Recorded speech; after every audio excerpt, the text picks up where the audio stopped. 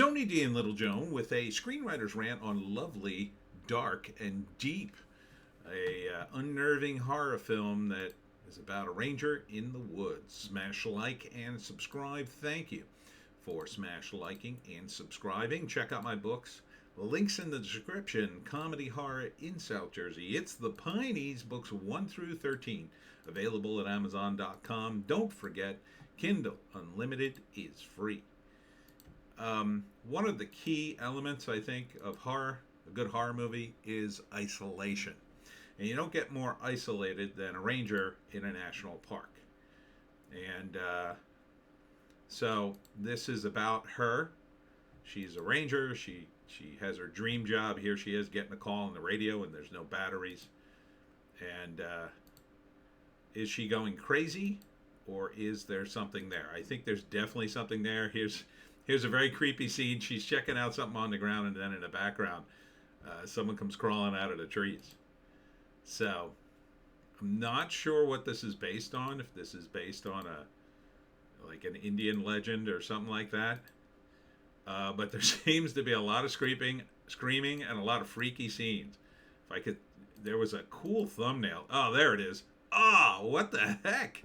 What the heck is that? I don't even know what that's supposed to be. Like, her face is being, like, blown off, I guess. It's like frozen in time, but, like, at the same time blown to pieces. Like, is this a character that shot themselves and is caught mid-explosion? I don't know. I don't know. I don't know if they ever explained it, but it's creepy. It was freaking me out when I saw it on the thumbnail. So it's called Lovely, Dark, and Deep. It looks pretty messed up. Written and directed by Teresa Sutherland. And I'm liking the music. Original music by Shida Shahabi. I'm liking the music a lot. The music is, yeah, it's original, but it's still, it has that sort of horror vibe. I know, that sounds like a race car, but trust me, it was good. One of the actors' name is Nick Blood. Yeah, he should be working in horror. Hi, I'm Nick Blood. Oh, you're hired. You're hired. So Georgina Campbell, I think, is the lead here. She seems okay, although they don't give her much to do in the trailer other than react. There's just a lot of her reacting and setting up camp and walking around. But it's the isolation that I think is the star of this thing. You know, she's out in the woods by herself. It's a realistic setup because this is what rangers do. There's no reason for her to have, you know, a partner or anything if she's well trained. You know, people survive out in the woods all the time. And so I'm liking the looks of it. I'm not quite sure what it's about. First act,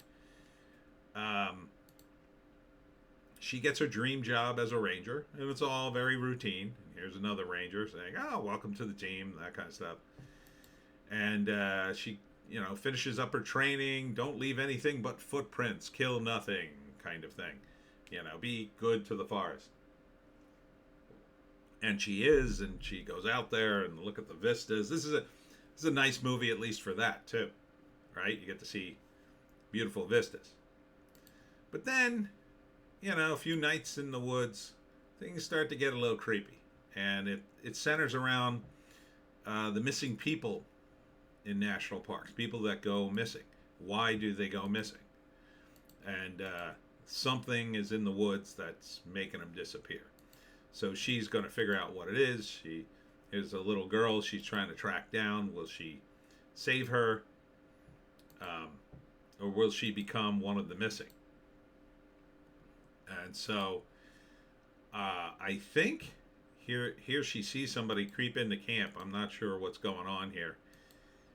It's not a lot of good data, but I think what's going to happen is she gets out into the woods and she starts doing an investigation, and the closer she gets to finding this girl or finding out what happened to her, the crazier it starts to get. The creepier the woods get, the more she keeps seeing things, eventually she sees the girl. I think she actually finds the girl, maybe.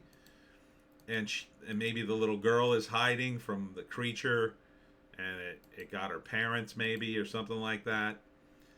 And eventually, I don't know, she might go crazy. I mean, it could end up that the ranger goes crazy, never leaves the woods, and she becomes one of the missing.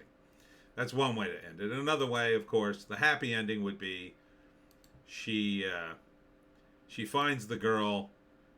It doesn't look like they're going to escape, but then they do. Or the girl's in her head the whole time, tries to keep her from leaving the woods. She escapes, but she becomes mad, ends up in an asylum. Something like that. Let's read the write-up. Lennon, a new backcountry ranger, travels alone through the dangerous wilderness, hoping to uncover the origins of a tragedy that has haunted her since she was a child. Oh, okay. So maybe she's the little girl?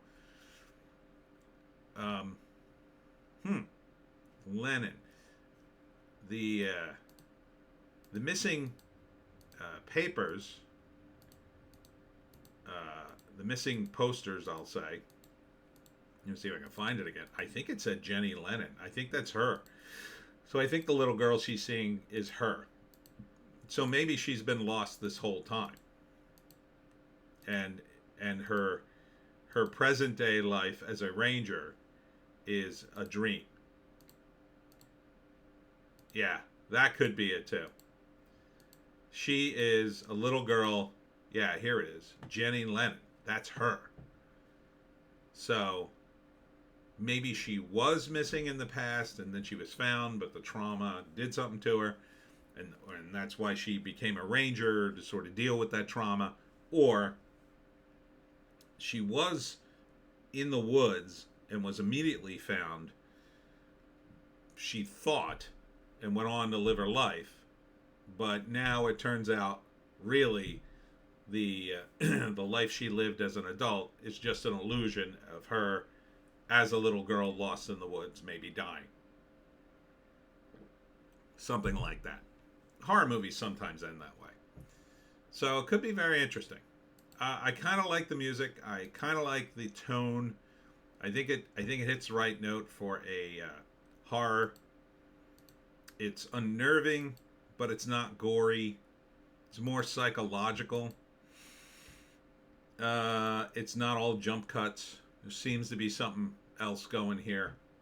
So yeah, I would see this. Lovely, dark, and deep. Bit of a Blair Witch moment there going. So look for it. Gonna guess probably March. February, March. Maybe April, but probably goes right to streaming. Yeah, looks all right. And that's it for me, Tony D and Little Joan. Check us out on Odysee, Bitchute, and Rumble for our more based takes. If you can find a more based take, I say, take it. I will be at the Complete Care on Tuesday, February 6th. Yeah, I don't got nothing going on this weekend. The next public signing will be on the 10th, and that's at the I Heart Horror Convention, the horror convention in Sayreville, New Jersey, February 10th. Thanks for tuning in. We'll see you in the next one.